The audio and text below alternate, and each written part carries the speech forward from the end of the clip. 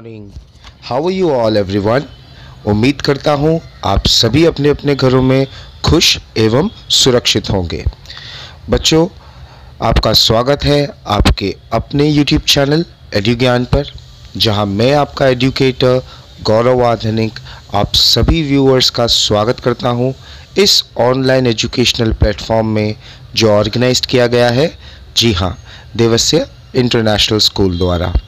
बच्चों, मेरे पिछले वीडियोस आपने देखे, लाइक किए, कमेंट किए, शेयर किए, उसके लिए बहुत बहुत धन्यवाद। एक बार फिर से मैं आप सभी को याद दिला दूं, जो लोग नए यूज़र्स हैं, कि इस चैनल को आप सब्सक्राइब ज़रूर कर दीजिएगा और बेल आइकन का बटन दबाना ना भूलिए। बच्चों, चैप्टर 1 स्टैंडर्ड 9th का हम देख रहे थे सब्जेक्ट एसएस के अंदर। उसके 2 पार्ट्स मैंने आपको बनाकर दिए हैं, आप सभी ने उसे देखा है, समझा भी है। आपके कमेंट से मुझे ये पता चलता है कि आपको ये चैप्टर समझ में भी आए हैं, पर इस वीडियो में क्या खास है आप लोगों के लिए, उसको जानने के लिए इस वीडियो को अंत तक देखिए, ठीक है, और ध्यान से देखिए। इस चैप्टर में, इस वीडियो के अंदर हम बात करने वाले हैं चैप्टर नंबर 1 की टेक्सचुअल एक्सरसाइज। यानी अगर आप किसी टेस्ट के लिए प्रिपेयर कर रहे हैं और चैप्टर 1 में ये जानना चाहते हैं कि इस चैप्टर में से कौन से ऐसे क्वेश्चंस हैं जो बहुत इंपॉर्टेंट है, जो आपको आने ही चाहिए, तो उन लोगों के लिए ये वीडियो बहुत ज़रूरी है। तो बच्चों, बिना देर करिए आइए शुरू करते हैं हमारा ये revision session of chapter number 1 subject SS. The name of the chapter is rise of British rule in India. तो बच्चों, जैसा कि आप सभी लोग जानते हैं कि गुजरात टेक्सचुअल जो बोर्ड है गुजरात बोर्ड, उस बोर्ड के अकॉर्डिंग आपको 3 तरीके के क्वेश्चंस आपको एग्ज़ाम में देखने को मिलते हैं। पहले आपके एमसीक्यूज़ हो जाते हैं, आपके मल्टीपल चॉइस क्वेश्चन जिसे हम कह सकते हैं ये, या फिर इसके साथ साथ कुछ ऑब्जेक्टिव क्वेश्चंस भी देखने को आपको मिलते हैं। यानी इन शॉर्ट जो 1 मार्क के क्वेश्चंस होते हैं वो आपको फर्स्ट सेक्शन में देखने को मिलते हैं। उसी तरह आपकी टेक्स्ट बुक के अंदर आप देख सकते हैं कि हर चैप्टर के अंदर आपको एमसीक्यूज़ दिए हुए हैं, ठीक है। तो जनरली जो टेक्स्ट बुक्स के एमसीक्यू ही पूछे जाते हैं एग्ज़ाम्स में, लेकिन फिर भी मैं आपको सजेस्ट करूंगा कि आप चैप्टर के अंदर भी पढ़िए, सारे कंटेंट को पढ़िए, ताकि आप उसमें से अगर कोई एमसीक्यू आता है तो आप उसे भी सॉल्व कर पाएँ। उसके बाद 2 तरीके के क्वेश्चंस आपको देखने को मिलेंगे, जो कि हैं 2 मार्क्स क्वेश्चंस, जिसे आप ब्रीफ क्वेश्चंस भी कह सकते हो, शॉर्ट क्वेश्चंस भी कह सकते हो। और तीसरी तरीके के क्वेश्चन होते हैं डिटेल्ड क्वेश्चन, जिसे आप कह सकते हो कि लॉन्ग आंसर्स, ठीक है, लॉन्ग आंसर्स क्वेश्चंस। तो उसी तरह जो आपकी टेक्सचुअल एक्सरसाइज है chapter number 1 rise of British rule in India की, उसमें जो फर्स्ट आप ब्रीफली क्वेश्चंस देख रहे हैं, ठीक है, जो शॉर्ट क्वेश्चंस हैं आपके, उसमें पहला नंबर आ रहा है European felt the need to discover a sea route to India, explain the statement why।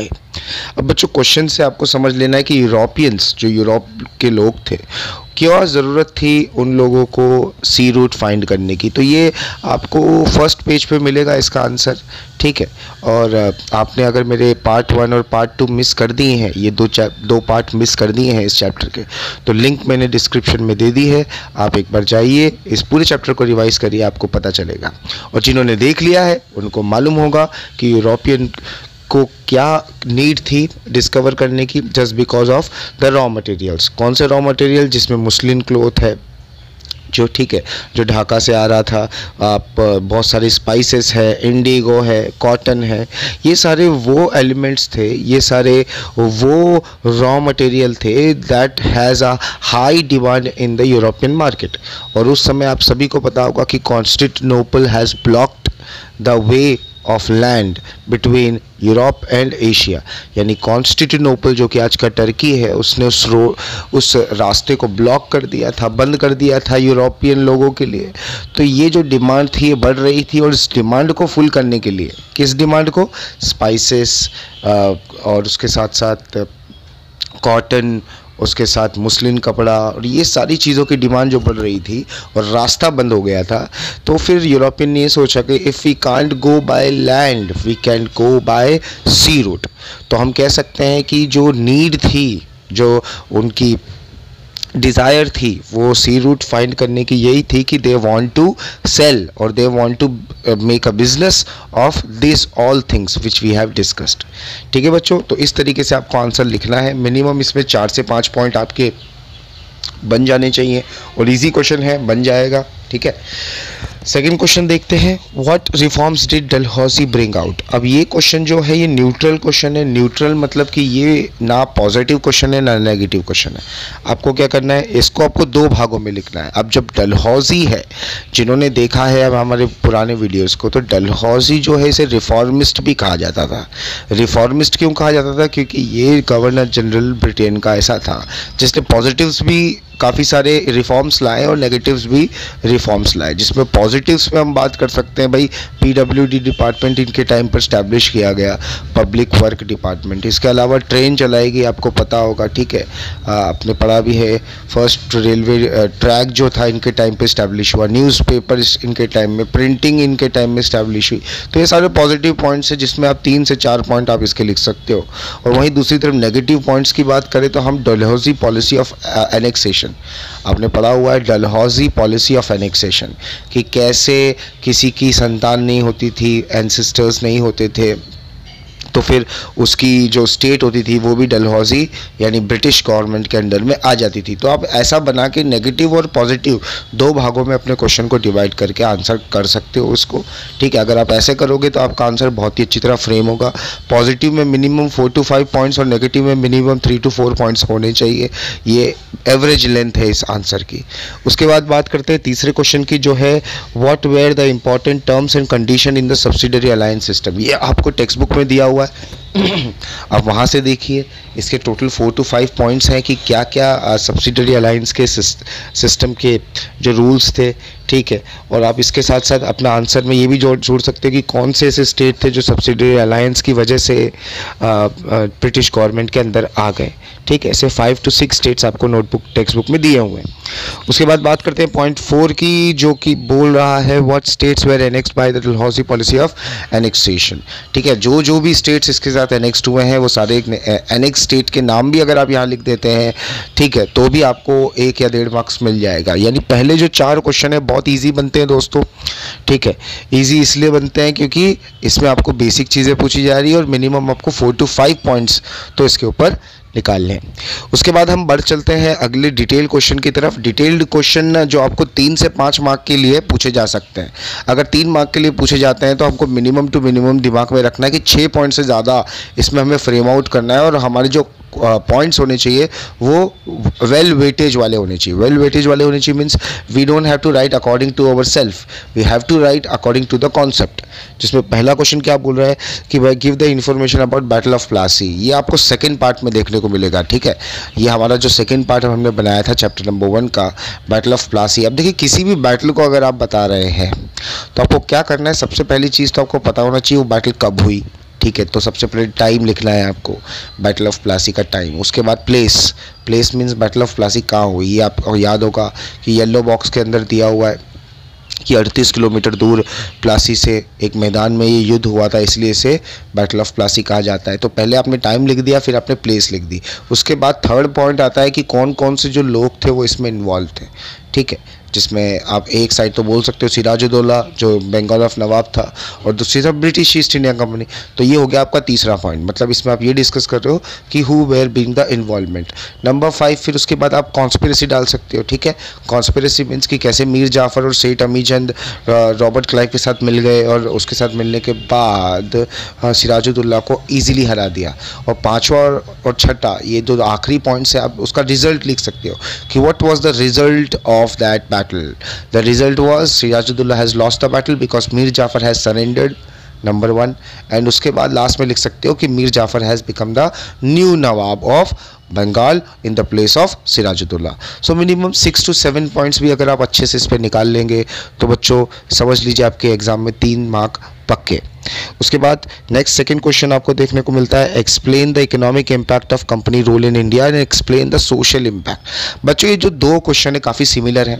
पहले वाले क्वेश्चन में बोल रहा है कि इकोनॉमिक इम्पैक्ट बताइए यानी आर्थिक प्रभाव बताइए, और दूसरा वाला बोल रहा है कि सामाजिक प्रभाव बताइए। अब जब British east India company Bharat में आई तो उसने कई प्रकार से यानी different types of impact Bharat को दिए। इम्पैक्ट मीन प्रभाव भारत पे दिए।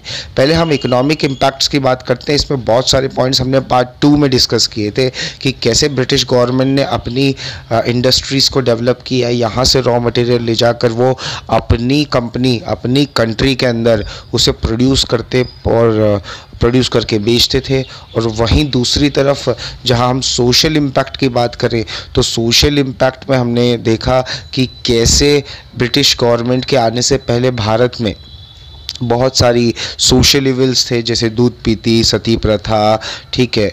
देन तो ये सारी जो चीज़ें थी उस समय की, कास्टिज़म, ये सारी जो चीज़ें थी ब्रिटिशर्स ने अबॉलिश की, ख़त्म की, ठीक है। तो ये कुछ पॉजिटिव पॉइंट्स हैं। सामाजिक हम कह सकते हैं कि एक इम्पैक्ट भारत पर रहा, ठीक है बच्चों। तो ये आखिरी के जो 2 क्वेश्चन है काफ़ी हेल्दी क्वेश्चंस है और एग्ज़ाम के पॉइंट ऑफ व्यू से काफ़ी इंपॉर्टेंट क्वेश्चन है, क्योंकि पूरा चैप्टर इन्हीं 2 क्वेश्चंस पर बेस करता है कि ब्रिटिशर्स ने लोगों पर कैसे इकोनॉमिकली इम्पैक्ट किया, यानी कैसे अपने रॉ मटेरियल्स कम यूज़ करके हमारे ज़्यादा यूज़ किए, और वहीं कि कैसे हमारे समाज की बुराइयों को निकाला और इंग्लिश एजुकेशन की स्थापना की। ये भी आप इसमें लिख सकते हो, ठीक है। लॉर्ड मैकले द्वारा how the British government has establish the English education.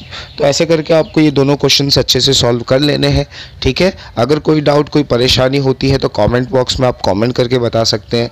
हम जितना जल्दी हो सके आपसे ज़रूर संपर्क करेंगे। अब बच्चों 3 मार्क, 2 मार्क और 5 मार्क के क्वेश्चंस के बाद जो पहला वाली कैटेगरी के बारे में हम बात कर रहे थे वो कैटेगरी थी एमसीक्यूज़ की। तो एमसीक्यूज़ आप लोग बना लीजिएगा अच्छे से। पहला एमसीक्यूज़ जैसा कि आप देख सकते हो स्क्रीन पे कि भाई सी रूट टूवर्ड इंडिया किसने ढूंढा था? जी हाँ, Vasco da Gama. See, Vasco da Gama is the right answer, ठीक है, सभी को पता होगा, तो याद रखिएगा। उसके बाद अब जो बचे हुए 4 एमसीक्यूज़ हैं, ठीक है, तो ये देख लेते हैं हम। अब इसके बाद जो बचे हुए 4 एमसीक्यूज़ हैं उसमें जो सेकेंड एमसीक्यू है वो क्या बोल रहा है कि जब वॉर थी उस समय, एट दैट टाइम, जब पब्लिक वर्क डिपार्टमेंट किसके टाइम पर स्टैब्लिश हुआ, ये हमने अभी डिस्कस किया, डलहौजी के टाइम पे। तो बी इसका सही आंसर है, ठीक है, डलहौजी। थर्ड वाला बोल रहा है कि इसमें से कौन सा स्टेटमेंट फॉल्स है, यानी गलत है, ठीक है, यानी इसमें से कौन सा ऐसा स्टेटमेंट है जो सही नहीं है। Battle of Plassey was fought in 1757, ठीक है, ये तो सही स्टेटमेंट है। सेकंड बोल रहा है the company has got free hold in the 24 Parganas of Bengal due to the battle of Plassey, ये भी सही है। क्यों सही है? कि जब नवाब हारा तो सीधा उसको 24 स्टेट मिल गए। सी तीसरा बोल रहा है the company got diwani right of Bengal Bihar Orissa due to battle of Plassey, ठीक है। और ये जो क्वेश्चन है जो थर्ड वाला है, ठीक है, आप इसमें देख सकते हो सी इज़ द राइट ऑप्शन कि बंगाल के जो दीवानी राइट थे उसके साथ बिहार और उड़ीसा भी राइट्स उनको नहीं मिले, तो आप यहाँ से देख सकते हो। उसके बाद point 4 Sirajuddaula was the nawab of Bengal during the battle of Plassey, ये भी सही स्टेटमेंट है, ठीक है बच्चों। तो कहीं ना कहीं हम ये देख सकते हैं कि टोटल हमारे जो ऑप्शन बी देख रहे हैं वो ऑप्शन बी हमारा सही आंसर माना जाएगा क्वेश्चन नंबर 3 में। उसके बाद चौथा, गवर्नर जनरल जो पहले थे वो कौन थे? वॉरेन हेस्टिंग, तो ए इसका सही आंसर है। उसके बाद पांचवा और आखिरी एमसीक्यूज जो आप देख रहे हो, with whom did the British got fight with the third Mysore war, it is Tipu Sultan.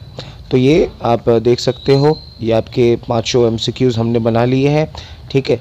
तो अच्छे से प्रिपेयर कर लीजिए टेस्ट के लिए, अगर आप टेस्ट के लिए प्रिपेयर कर रहे हैं तो, ठीक है। और घबराइएगा नहीं टेस्ट देते समय, आपको जितना आता है, जितना समझ में आता है आप उतना लिखिए, ठीक है। और कोशिश करिए अपने आंसर्स फ्रेम करने की, ताकि आपको भविष्य में भी ये कॉन्सेप्ट्स याद रहे। उम्मीद करता हूँ बच्चों कि आज का ये वीडियो आपको समझ में आया होगा और आपके लिए सफल साबित होगा आने वाले समय में, ठीक है। मुझे इजाज़त दीजिए, मैं आपका एजुकेटर गौरव आर धनिक चैप्टर नंबर 1 के इस टेक्सचुअल एक्सरसाइज रिवीजन में से इजाज़त लेता हूँ। अपना ध्यान रखिए, अपने परिवार का ध्यान रखिए। कुछ समझ में ना आया हो तो नीचे कमेंट बॉक्स में पोस्ट कर दीजिएगा। सब्सक्राइब नहीं किया है तो प्लीज़ सब्सक्राइब कर लीजिए और बेल बटन को दबाना ना भूलिए। Take care of your self and Jai Hind everyone. Bye bye.